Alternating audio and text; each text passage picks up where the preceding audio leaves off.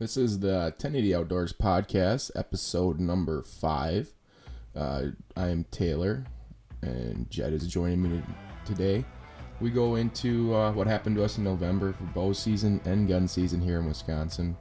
Go over our plans for the winter, which tags we're going to apply for out west, and what we hope to draw. We also talk about our random thoughts, which we get really off task and go on a long ramble.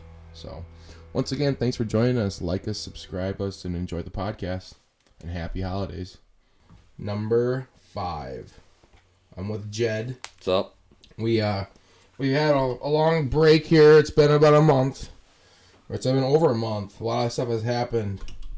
Jed, why don't you tell everyone what's happened to you lately since the last time, October 31st? Well, gun season has come and gone. Gotten into the coyote and bobcat hunting part of the year, and also some small game hunting.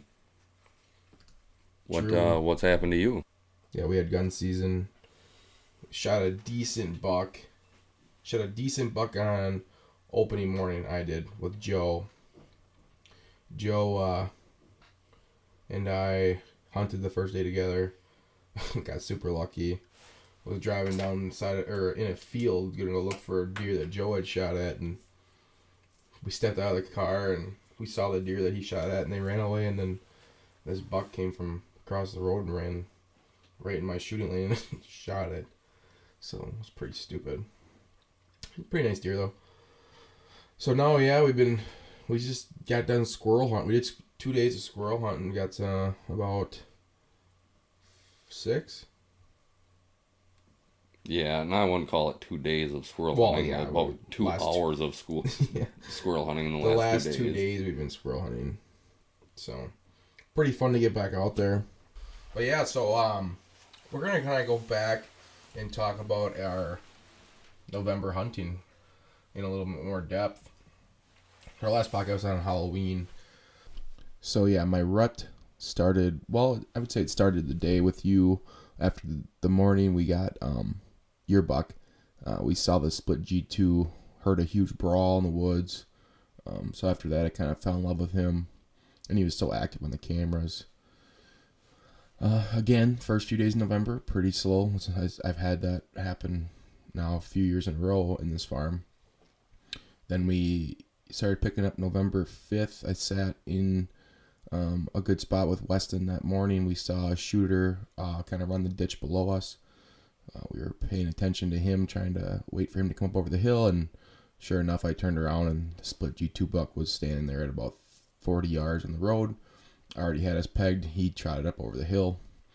November 7th was one of the better days I've ever spent in the woods. We saw over 10 bucks.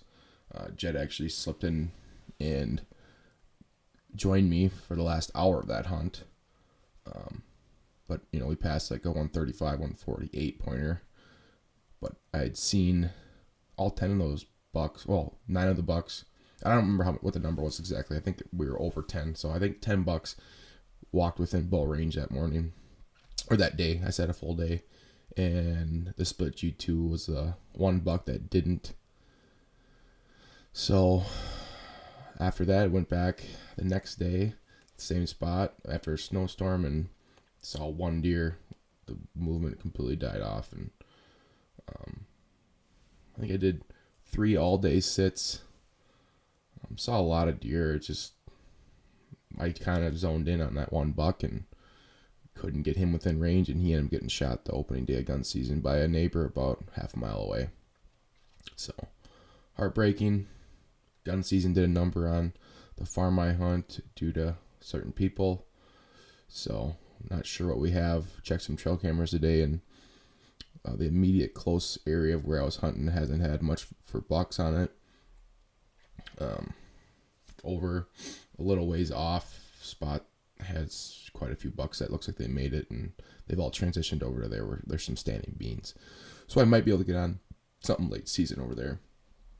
But yeah, that's pretty much my November bow hunting. Jed and I sat together that Saturday before gun season, I think the temperature was about 8 or 9. It was cold. And that's kind of how, when again, it was cold. It just wears on you so much more, you know. That weather just, it sucked again. It did the same thing last year. It just wears you down. So, gun season rolled around. Jed, why don't you talk about a little bit, what do you guys do for gun season? What's your tactic? We do a lot of deer drives. Starting opening day, pretty much. We sit for a few hours in the morning and then get the guys together and start pushing deer around. It's a wonderful tactic as far as meat gathering goes, but it's pretty rare that we kill big bucks doing it. I've had a good number of nice bucks killed on drives, but yeah,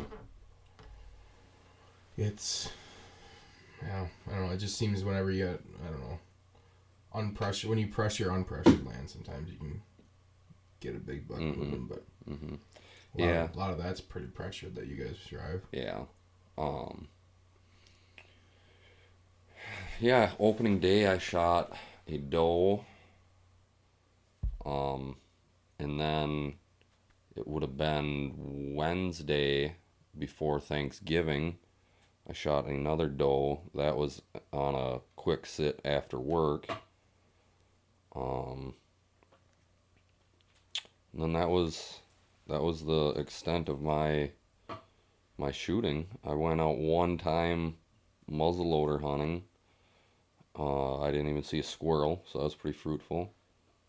We had nasty weather that weekend, though. That was a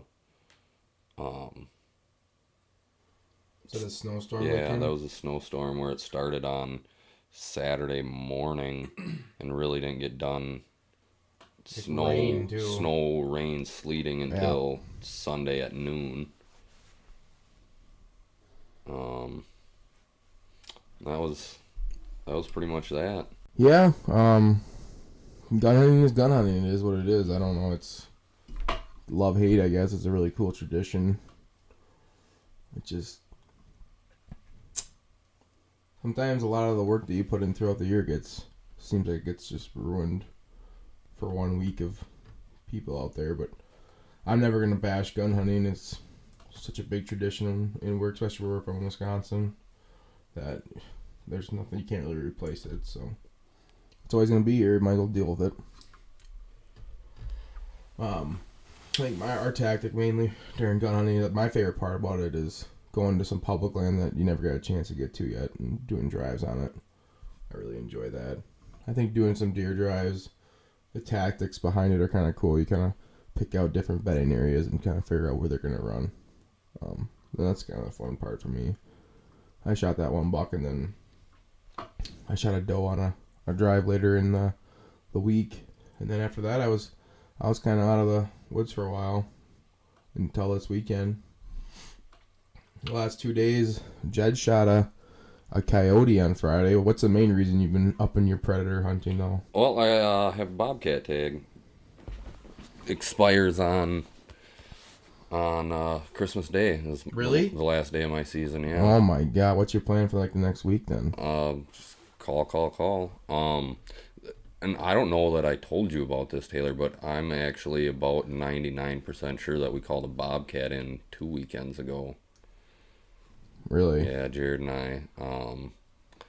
We heard something in the woods behind us and got the spotlight on it, red scope light. And there was just this set of eyeballs staring at us, and we couldn't make an identification on it positively, so I didn't take the shot. And then we went up there afterwards, and where the eyeballs were was in some grass, and based on the height off the ground of it and the way that it turned around in the flash that we saw as it left, the two options really are a bobcat or a ginormous raccoon. So, yeah, that's a little bit tough to swallow, but I also wasn't about to shoot something I couldn't actually identify what it was. And that was somewhere that you knew that there was a bobcat around? Yep. Such as people coming to you saying they heard or they've seen it on trail camera or they've seen one? Mm-hmm. And this one actually had been seen crossing the road. Really? Yeah. That's crazy. Mm-hmm. So so you went coyote hunting that night and you stayed out pretty late. Yep. Until 3:30. Got one though, or that was on Friday night, right? Yeah, that was Friday night. Yeah, got a coyote. It was probably about midnight when we got that one. Maybe not even. What's the tactic you guys use? Just predator calling. With a Fox Pro. And you guys prefer night over daytime or evening sits? Yeah, it seems more successful in my experience. Right. Yeah. We had a nice weekend for being outside though, compared to what it has been. Yeah, temperatures in the upper 30s. Yeah, and then yesterday and today we did a little squirrel hunting. Got ourselves around. I think we got 5. 5. Yeah. Killed 6. Couldn't find one. But yeah, we were talking about how crazy. It's crazy because we went to the same spot that I've always squirrel hunted. We've always had a lot of squirrels there, and they're still there. They're just like deer or anything else. Places that there's a ton of them 10 years ago. As long as too much didn't change, they'll still be there. But yeah, we pretty much just walk along, wait for one to run, and then chase up a tree and circle the tree until we shoot it. I don't know what other ways people hunt them. You can sit and wait for them to come around and shoot them. People hunt them with dogs, don't they? Mm-hmm. Yeah, you ever done that? I mean, not like with a real squirrel dog, but There's like real squirrel. Where's like squirrel hunting? You think the big most popular? Down south. Yeah, well, like Tennessee, Kentucky, Missouri, like that area. You think there's more squirrels there, or are you just people? No, are, like, just weird? people tend to hunt them harder there. Yeah, it's tough around here. I mean, especially since we bow hunt so much, it's hard to go tramping through an area. I mean, honestly, you could get away with it in some of the spots that, like, you could hunt that road we were on today and it wouldn't really affect anybody's whitetail hunting, I don't think. No. But I like those areas, those little woods, those little like separated like paths back through the woods where there's field all around, just line of trees, fence lines, and stuff like that. It's just also, it's really cool to be on the woods right now because all the deer signers out there, so you can see every bed that's been made in the last 2 weeks, I think. You can really see areas that deer prefer. Well, it's kind of cool. What's your main plan this winter, dude? What are you gonna do for hunting related? Oh, just predator hunting and obviously some squirrel and rabbit hunting. And once the new year turns over, western states start opening up application periods. So gonna make sure that all my ducks are in a row for that. Yeah, we had turkey application in Wisconsin just got done too. My mind is blown anytime somebody doesn't remember to do that. Yeah, happens a lot. Happened to me once a couple years ago. The reason that it mainly blows my mind is because you can apply for the following year when you actually buy your licenses. Yeah. Well, people that buy them in stores probably don't generally do that. Yeah. You know? Yeah, if you buy your license online, it's stupid not to. I've started doing that. But so we're gonna mainly, yeah. What are you applying for out west? Well, for sure, Wyoming mule deer, for sure New Mexico elk, and for sure Ontario moose. So say you get an Ontario moose tag. Mm-hmm. What would your plan be?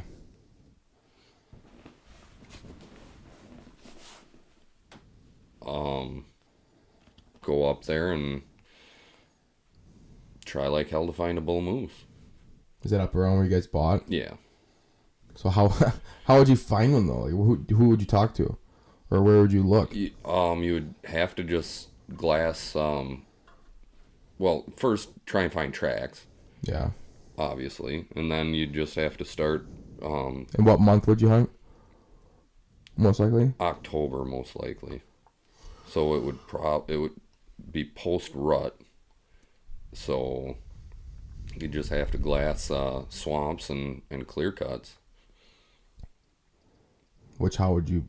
So what do you get? Like, I don't know, are there lakes up there you'd want to like ride a boat around on? Not so much. I mean, it'd be a possibility, but from what I know, I would just cruise the back roads and get up on a vantage point and glass some clear cuts and some open swampy bottoms. Gun or bow? It would probably be a gun hunt, but So you'd glass them like in the afternoons or morning? early mornings and afternoons, yeah. What do you think? Is that area well known for it? Like, you think you have good luck trying to get some? There's moose around, but it's a pretty low density and not much for trophy potential. Right. And you have to go for a big moose. You want to get more west, right? West and north, yeah. Yukon, Alaska, northern British Columbia. Huh. That's where the true giants live. Right. So moose, that's one of your main goals. What else you thinking? Oh, I'd absolutely love to draw a New Mexico elk tag. What would be the game plan there? Well, it depends on what hunt I drew. It would depend on the season or whatever. Their first archery season is pre-rut, so if you draw that hunt, you would be mainly trying to find elk wallows and just sitting over them mornings and evenings. And it also depends what part of the state you get drawn for. Like a lot of elk there are in like low grasslands, so spotting and stalking is tough but possible. I didn't know you were all into going to New Mexico for that. Well, what's the reasoning behind it? New Mexico doesn't do bonus points, so it's just a totally random random every year. Huh. Dude, remind me. I need to do that too then. So that's awesome. Also, like most states, when you have to apply for preference points, you also have to buy a hunting license to do so. So, like, say the point is $50, you also have to buy a $150 non-resident hunting license. You get your money back then? No. What? Yeah. So each point is realistically $200 or whatever. Which states like that? Like every one of them except Wyoming. Wow, that is absurd. Jeez. Huh. So also you have to buy, how does that, all in all, the application in New Mexico costs $13. You do have to buy, I can't remember, it's like a $65 like game something thing, or like weird thing, conservation card. Yeah, but if you don't draw, you can get it refunded. Yeah, that's how I always thought a lot of those places worked. Wow. Right. I don't know how Iowa works for whitetail. That's where I've kind of looked at it a little bit. Do you have your hunter safety card on hand? No. Normally like a hunting license from your home state will work, because in order to have that license you had to have hunter safety. So what do you do online? I think I was looking at one and they're like they need your customer your hunter safety number ID. Boy, I don't know. Haven't run into that problem. I would imagine it's on file somewhere, but it's for sure not on file anywhere with me. I know that. Yeah, and you'd think you'd be able to look up on the DNR website or something. You might be able to. I've never tried. I feel like I've never seen the option. Boy, that is just so annoying when people make it like hard for you to do stuff you want to do. Like I just wanted, like I was literally trying to give Iowa my money. Like just let me give it to you. It's got to be an ordeal. But yeah, my plan is probably just apply wherever. Places like that. I mean, I'm interested obviously in hunting anything out there, so. We also need to figure out a turkey hunt for the spring coming up. We want to go somewhere probably. Well, I'm assuming we're going to do like we always do and go to that mentally draining place called Nebraska. Absolute just shit show every year. It hasn't been good so far. Little fun fact, I was the valedictorian of my hunter safety class. Where'd you take it at? Chaseburg Rod and Gun. Really? I took it in the high school in Viroqua. That's crazy. Yeah, so we found if you're from Wisconsin, you can go on the Wisconsin DNR website and you go under like the sections and safety education reprint certificate. Your thing pops up right away, and it actually your number. If anyone ever asks for your hunter safety number, it's your customer ID number on your back tag. Ah, idiot! There's no back tags anymore. It's actually just your license. Well, sweet. So we got elk, mule deer, obviously in Wyoming, and where else? You gonna do anywhere else? I'm not sure yet. Yeah.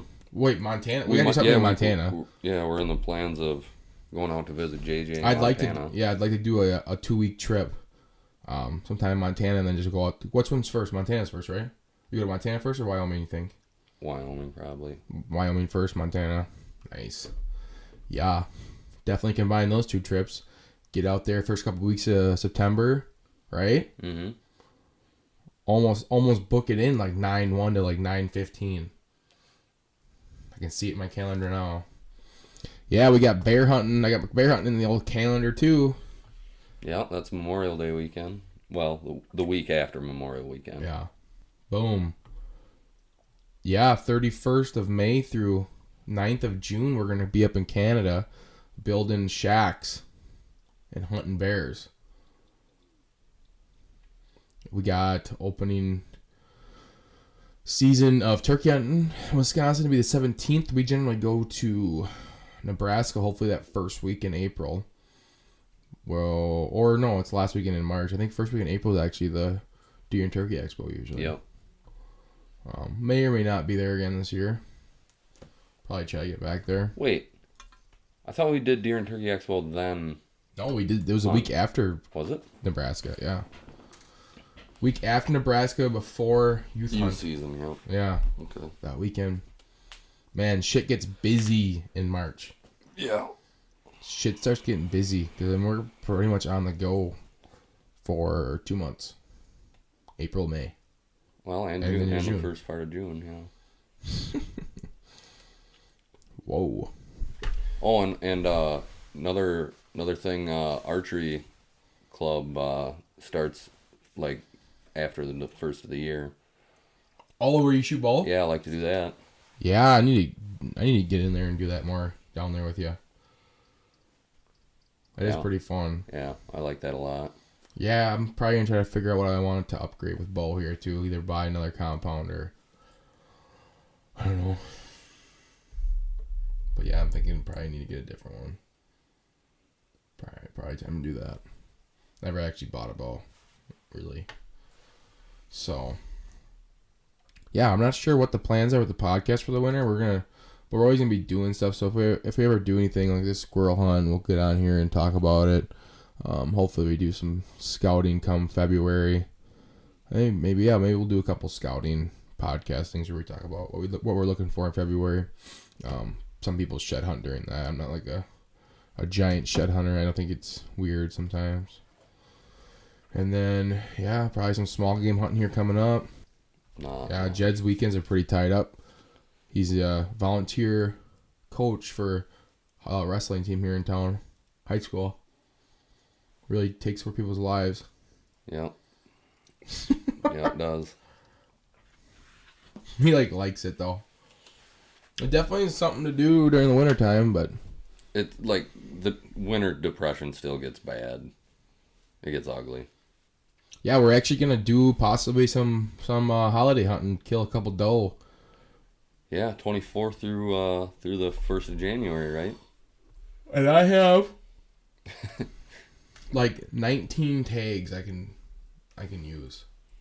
1, 2, 3, 4, 5, 6 doe tags. Shocking. And I have a bull buck tag to use too. That would be something that would be possible if I had a decent buck on any of these cameras. And I haven't really. But I think in Wisconsin this year, the bow season has been extended to the 31st of January. Right? I believe so. Yep. Archery. Oh, that's... Oh. No, it's still Metros. January 6th then. I don't know. Someone said that though. No. Yeah, go to the actual... Yeah, so there isn't that much time. That's why, dude, that holiday hunt is really stupid. Because I'm pretty positive the rules are you cannot shoot a doe or a buck even with a bow during that time. It's a whole week this year.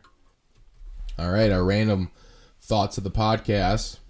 So my random thought, I actually had a conversation about earlier. When was that? Whatever, a week ago or so.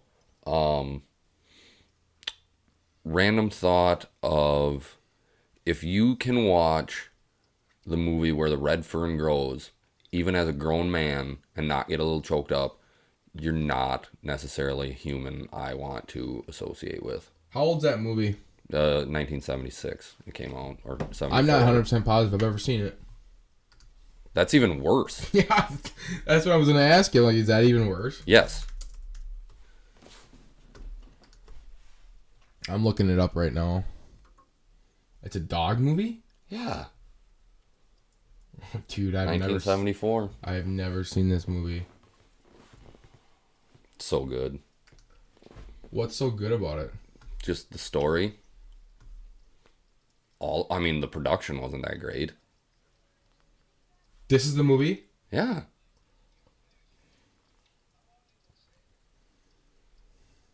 Well, this is the trailer, obviously. Yeah. It's about a little boy who grows up in Oklahoma, and all he wants in life is coon dogs, and he saves up and sneaks away and gets them without even telling his parents. Yeah. And I'm not gonna tell the rest of the story because you gotta watch it. It's great. It's a great story. After having the conversation with the people that I had it with, I definitely watched it one night, and I didn't like. Who'd you talk to about it with? I didn't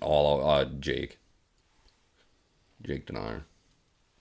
Did he know about it? Yeah, well, it was in a group chat with his fiance and some other people, and they were, I can't remember what was going on. Harry Potter came up and he was shit talking it, which I disagree with fully. And he said that the only book/movie he's ever read and watched is Where the Red Fern Grows. And then that's when I came out strong with if you can watch that without tearing up, you're not a good human. Dogs die? I'm not telling.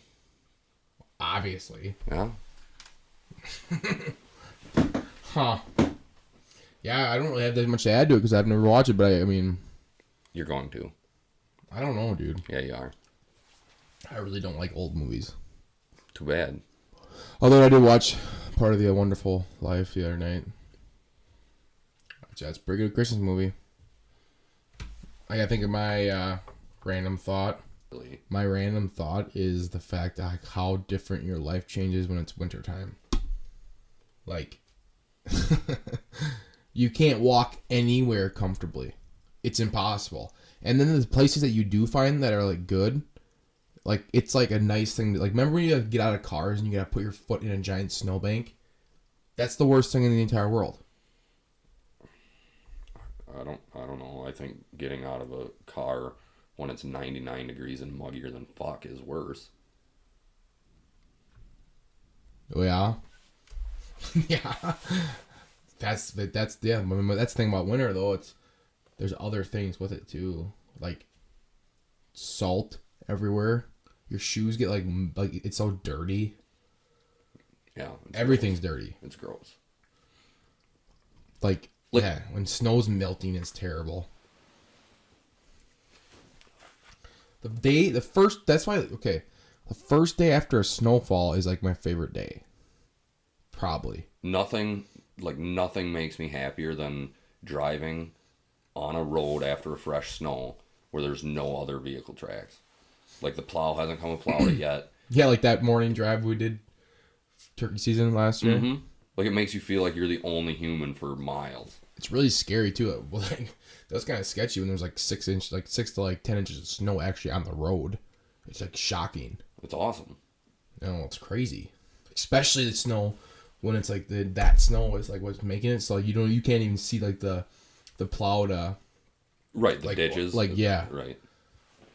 Just a guess. A navigational guess. Jesus. Yeah, it's a that's how people die. People die in situations because people are so stupid. But that's my random thought. I mean, I get what you're saying. It's like the counter. Like every season has like something annoying about it. What does fall have though? Nothing. Nothing is annoying about fall. Yeah, nothing. Spring, the only thing. Spring, like everything's so muddy all the time. Just disgustingly muddy. Yeah. Fall is just damn, dude. Glorious. Fall. Yeah, it is. The annoying part about fall is that it's so short. Like it's never an appropriate amount of time. Yeah, it's awesome for like October. Mm-hmm. It's like prime fall, and it's only 1 month. Then November, like other like shit starts happening. Especially lately, like during the rut, it's been so ridiculous. The second it turns November, like that last like 2 days of October, it's so cold. It's been so freaking cold lately in the rut. Last 2 years, it just sucked. God damn, that morning it was fucking 8 degrees, and it's like it's painful. Like when you start getting headaches from the cold, like that is so shitty. Like I thought Jed was gonna die that morning. Like I was like trying because it makes it easier to sit out there when someone's out there. But when you're the reason why that person's out there, you like start feeling guilty, and you gotta like check in. Hey man, how's it going? Like, oh, you want some of these snacks I brought? Like trying to cheer him up and shit. Like, oh dude, I got the coffee. Everything's gonna be okay. I guess that's one thing. It takes your mind off being worried about you as much because you feel guilty out there. That was shitty, dude. Literally could feel him shaking in a tree. The tree was shaking. Oh come on, it wasn't that bad. It was pretty bad. And then like that wind and stuff. Jesus Christ. It is just brutal. But those first few weeks in October, my God. It's amazing. Oh, 45 degrees. Still an acceptable like amount of daylight. Because I hate it. Like I have a love-hate relationship with it getting dark at 5 o'clock. Huge love-hate, dude. We talked about it quite a bit, actually. Mm-hmm. It's a huge love-hate. Because mornings just turn into a chore at that point. Yeah. Then.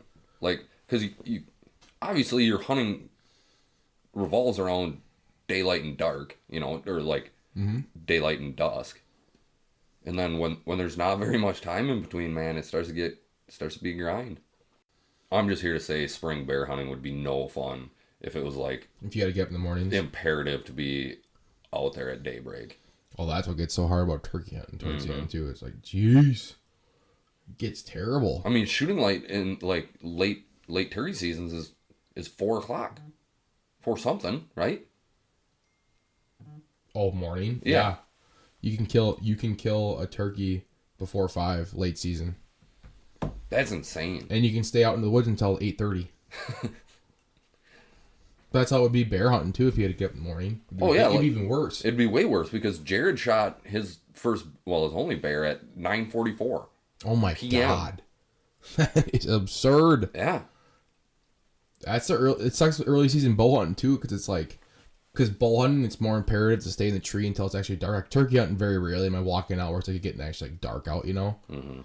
Where like bear hunting, it's like, bear too, but like deer hunting too, and it's like you have to stay in the tree, and then you get out and it's like 8:30.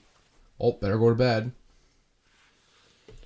Yeah. Well, after last year's horrendous situation, we are not hunting until dark, bear hunting. Like, legitimately out of the tree half hour before dark. We talked about that on here, didn't we? Yeah. With Jake, yeah. Oh yeah, for sure. Yeah, you told the whole. That was one of the first podcasts. I think. But yeah, it's it sucks. It sucks. Late season turkey. But it's also tough though during the rut when it changes daylight savings time, because like I feel like the right before it changes in daylight savings time, that's my favorite time period to hunt, because it gets dark at like 6, which is perfect for me, and then you don't have to be out there in the morning till like 7. Like, you almost like live like a normal life on that. Yeah, I don't really care about that. You don't care about what? Like the normal like time schedule, because I mean, nothing changes. It's still the same amount of daylight. Like, yeah, I know. Who cares what the clocks say? You know. Yeah, I know. I'm just saying, mentally, it got harder to wake up once that switch happened. Yeah. Because you're getting up like 4 o'clock instead of 5 o'clock. And then like the first couple of days don't really matter because your body's not, but like once like you have a couple normal days with like the time being like that, then it starts like being like kind of weird. You're like, oh fuck, 4 o'clock. Dude, that's so early. Dude, that last time turkey hunting, I was waking up at 3:30 when I was coming down from across. Yeah. Like daily, like multiple days. That's just not fun. No. Setting your alarm for something before 4 o'clock is just, it's a different shift. Like, you can't consider that the day shift anymore.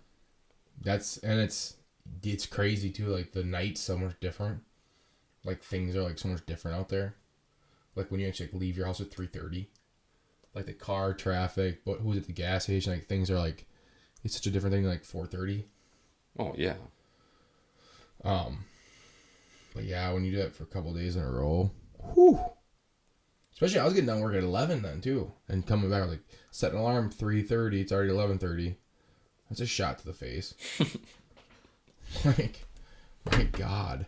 I used to have a phone that, like, when I would set my alarm, it would say how many hours until it was going to go off. That was a depressing feature, man. Yes, what phone? I used to have my phone did that too. I feel like the iPhones did that. Or was it like just all the old flip phones did that? Could have been. I don't know. Yeah, that was crazy. As a man who's gone through a lot of different phones in his life, it's tough to keep all them old ones straight. That could be saved for another day too. A random thought for how many phones we've gone through. 'Cause I've gone through a lot. I still think the Nokia brick phone is my favorite. I mean, granted, it couldn't have Onyx Hunt on there, you know, but you could also charge it on Sunday and not care about electricity until the following Wednesday. You know, that was a pretty sweet feature. Yeah, I almost wish I could have like a flip phone and a normal phone, like both active. You know, under the same number. I think you can. I think that's a thing.